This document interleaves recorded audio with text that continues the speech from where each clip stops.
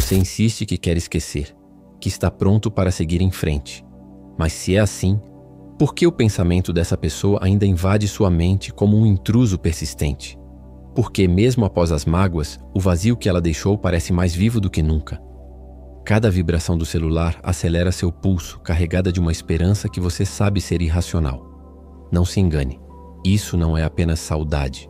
É um sinal de algo muito mais profundo, algo que Carl Jung descreveu como o reflexo do seu inconsciente clamando para ser ouvido. O que você sente não é falta da pessoa em si, mas daquilo que você depositou nela. Uma visão idealizada, um espelho de desejos não realizados, uma promessa de completude que nunca se concretizou. Jung, o mestre da psicologia analítica, nos ensina que o que não enfrentamos dentro de nós mesmos se manifesta como destino. E talvez agora você esteja preso nesse destino, repetindo ciclos de dor porque ainda não olhou para o que realmente move suas escolhas. Este não é um vídeo de autoajuda superficial, com promessas de cura rápida. Aqui, vamos descer as camadas mais escuras da sua psique, onde a verdade pode ferir, mas também libertar. O que chamamos de amor muitas vezes é apenas uma projeção, uma dança entre o consciente e o inconsciente. Quando você se apaixona, não vê a pessoa como ela é, mas como um reflexo de partes suas que foram reprimidas, ignoradas ou desejadas. Jung chamava isso de projeção psíquica, um mecanismo pelo qual atribuímos a outros qualidades que na verdade pertencem ao nosso mundo interior. Essa pessoa que você não consegue soltar talvez tenha se tornado sem que você percebesse a personificação da ânima ou do ânimos. Arquétipos que representam o feminino e o masculino internos, as forças que buscamos para nos sentirmos inteiros. Esses arquétipos, segundo Jung, são imagens primordiais gravadas no inconsciente coletivo, herdadas de gerações, que moldam como percebemos o outro. Quando você projeta sua ânima para homens, ou animos para mulheres em alguém, você não está apenas apaixonado. Está encantado por uma ilusão que preenche o que falta em você. Talvez essa pessoa tenha despertado sua criatividade reprimida, sua coragem adormecida, ou até mesmo a dor de uma ferida antiga que você nunca curou. Mas, quando ela não corresponde à imagem que você criou, a ilusão desmorona, e o que resta é uma dependência emocional disfarçada de amor. Essa dependência não é amor verdadeiro, é uma prisão psicológica. Você se torna refém de mensagens não respondidas, de silêncios que interpreta como rejeição, de migalhas de atenção que você aceita como se fossem banquetes. Por quê? Porque no fundo seu inconsciente acredita que só através do outro você pode ser válido, amado, completo. Jung nos alerta. Enquanto você buscar fora o que só pode ser encontrado dentro, estará condenado a repetir os mesmos padrões, atraindo pessoas que de alguma forma espelham suas feridas não resolvidas. Essa repetição não é coincidência. É o que Jung chamava de sincronicidade, um fenômeno onde eventos externos refletem estados internos. A pessoa que te machuca não apareceu por acaso. Ela é um espelho do que você ainda não integrou em si mesmo. Talvez ela represente a autocrítica que você internalizou na infância, o medo de abandono que carregou desde cedo, ou a necessidade de validação que você nunca aprendeu a satisfazer sozinho. O sofrimento que ela causa é, na verdade, um convite para você olhar para dentro e confrontar essas verdades. Mas como escapar dessa armadilha? Como parar de projetar seus desejos e começar a viver um amor que não seja uma ilusão? A resposta está em reconhecer que o amor verdadeiro não é sobre encontrar alguém que te complete, mas sobre se tornar completo em si mesmo. Jung acreditava que o caminho para a plenitude passava pelo processo de individuação, uma jornada de autoconhecimento onde você integra as partes fragmentadas da sua psique, consciente e inconsciente, luz e sombra. A individuação não é fácil. Exige coragem para enfrentar o que você escondeu de si mesmo, as inseguranças, os traumas, os desejos que você julgou inaceitáveis. Mas é só ao fazer esse trabalho interno que você para de buscar no outro o que falta em você. É quando você deixa de implorar por amor e começa a oferecê-lo a si mesmo. E nesse processo, algo mágico acontece. Os relacionamentos que você atrai começam a mudar. Eles deixam de ser campos de batalha emocional e se tornam espaços de crescimento mútuo. Para começar essa jornada, pergunte-se: o que essa pessoa que você não consegue esquecer representa para você? Que parte sua ela desperta? Talvez ela tenha tocado numa ferida antiga, como a sensação de não ser suficiente. Ou talvez ela tenha encarnado um sonho que você abandonou. Escreva essas reflexões. Jung valorizava o diário como uma ferramenta para dialogar com o inconsciente. Anote seus sonhos, suas emoções, os padrões que se repetem nos seus relacionamentos. Essas pistas são mapas para o que sua psique está tentando revelar. Outro exercício poderoso é a Imaginatio, uma técnica junguiana de visualização ativa.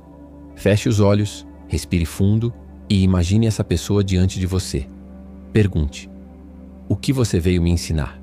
Não force a resposta, deixe-a surgir. Muitas vezes, o inconsciente responde com imagens, memórias ou sensações que apontam para verdades que você evitou. Esse diálogo interno pode ser o primeiro passo para dissolver a projeção e recuperar o poder que você entregou ao outro. Mas cuidado!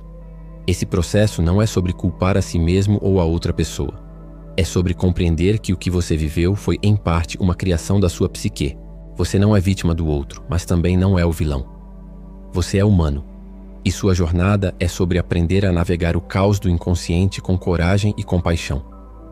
Jung dizia que o encontro com o inconsciente é inevitável, mas é também uma oportunidade de renascimento.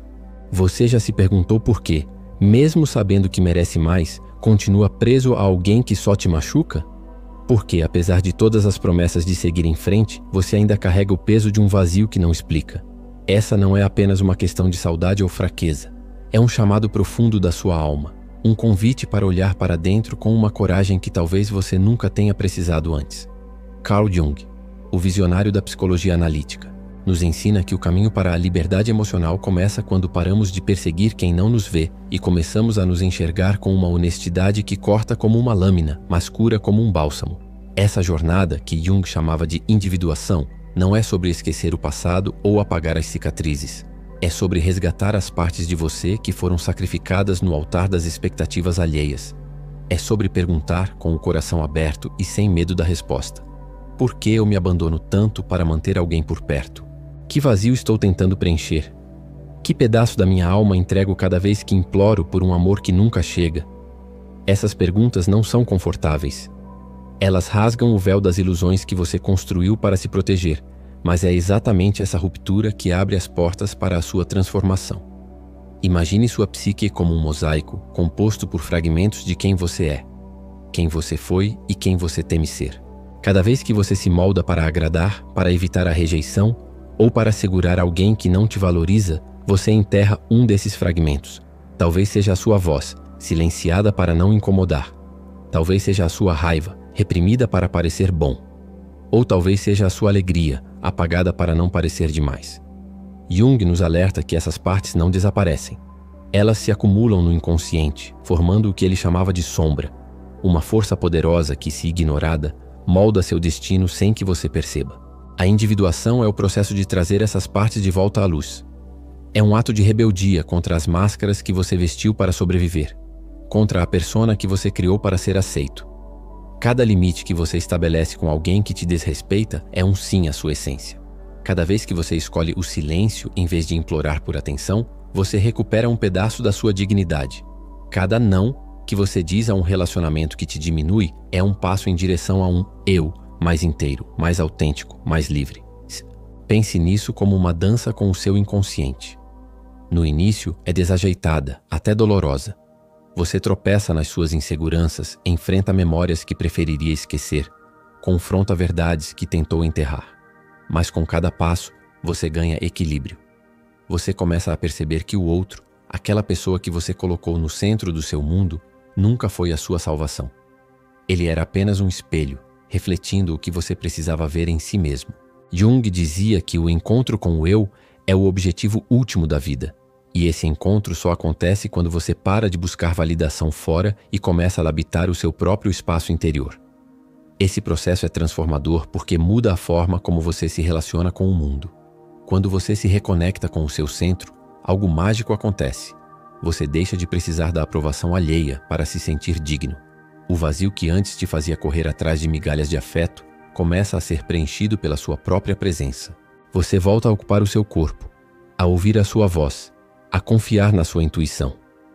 E nesse momento, o outro perde o poder de definir quem você é. Você não implora mais por amor, porque descobre que o amor verdadeiro começa dentro de você. Mas como fazer isso na prática? Como transformar essa ideia poderosa em ações que realmente mudem sua vida? Jung acreditava que o autoconhecimento é a chave, e ele nos deixou ferramentas para isso. Uma delas é o diálogo com o inconsciente, que pode ser feito por meio de sonhos, escrita ou visualização. Comece anotando seus sonhos. Jung via os sonhos como mensagens do inconsciente, cheios de símbolos que revelam o que você precisa integrar. Pergunte-se: que imagens aparecem com frequência? Que emoções elas despertam? Essas pistas são como fios que te guiam de volta ao seu centro. Outra prática é a Imaginatio, uma técnica de visualização ativa. Reserve um momento tranquilo, feche os olhos e imagine-se frente a frente com a pessoa que te machucou. Não a julgue, não a culpe. Apenas pergunte: o que você veio me ensinar sobre mim? Deixe as respostas virem, sejam elas imagens, palavras ou sensações. Muitas vezes, o inconsciente revela que o outro foi apenas um catalisador, trazendo à tona feridas ou desejos que você já carregava. Esse exercício ajuda a dissolver o apego, porque você começa a se entender que a dor não é sobre o outro, mas sobre você. Além disso, estabeleça limites concretos. Limites não são sobre punir o outro, mas sobre proteger a sua energia. Se alguém te desrespeita, pergunte: estou disposto a continuar pagando esse preço? Se a resposta for não, afaste-se, mesmo que doa. Cada limite é um ato de amor próprio, uma declaração de que você merece mais. E, se possível, busque apoio. Jung valorizava a terapia como um espaço para explorar o inconsciente, mas amigos, mentores ou até comunidades podem ajudar a te lembrar de quem você é. Agora vamos falar sobre a dor de deixar ir. Romper com alguém que te machucou não é apenas dizer adeus a uma pessoa. É dizer adeus a uma versão de você que precisava dessa pessoa para se sentir completa. É enterrar esperanças que nunca se realizaram, expectativas que você projetou, fantasias que sustentaram sua ilusão de amor. Essa dor é real, e Jung a chamava de luto necessário. É o preço do renascimento, o sofrimento sagrado que marca a passagem de uma vida fragmentada para uma vida inteira. Mas essa dor não é o fim. É o começo. Cada lágrima que você derrama é uma liberação, um espaço que se abre para algo novo. Você não está apenas deixando alguém para trás, está deixando para trás uma forma de viver que te mantinha pequeno. E ao fazer isso, você começa a perceber que sua história não é definida pela ausência do outro, mas pela presença de quem você está se tornando. Jung dizia que o privilégio de uma vida é se tornar quem você realmente é. E esse é o presente que a individuação oferece. A chance de viver a partir da sua verdade, sem máscaras, sem amarras. Na prática, deixar ir significa mudar seus hábitos emocionais. Pare de checar as redes sociais dessa pessoa. Apague as mensagens que você relê para se torturar. Substitua esses rituais de apego por rituais de autocuidado. Leia um livro que te inspire, pratique uma atividade que te conecte com o presente. Escreva uma carta para si mesmo, prometendo nunca mais se abandonar.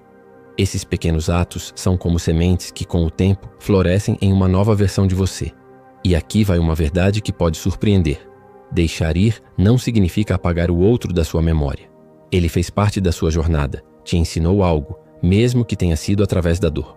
O que você precisa liberar é o poder que ele ainda tem sobre você. É compreender que ele foi um capítulo, mas não o livro inteiro.